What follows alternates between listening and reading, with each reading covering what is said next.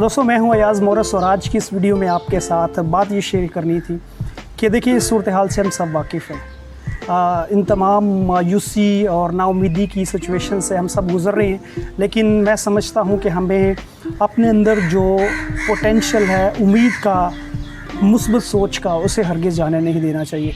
और ये वक्त है अपनी बर्दाश्त का, अपने सब्र का और सबसे बड़े अपने किरदार का इम्तिहान लेने का, अपनी सलाहियतों का, अपने जो मैनेजमेंट स्किल हैं, अपनी जो स्किल है बर्दाश्त की, अपने मुस्बत रवैये की, उसको ज़ाहिर करने का वक्त है। देखिए कौमों पर जो मुश्किल हालात होता है वो अपने हालात की वजह से नहीं बल्कि वो अपनी रवैये की वजह से बनते हैं। और मैं एक बात हमेशा कहता हूँ कि कौमें कभी भी रुपयों से नहीं बल्कि रवैयों से बनती हैं।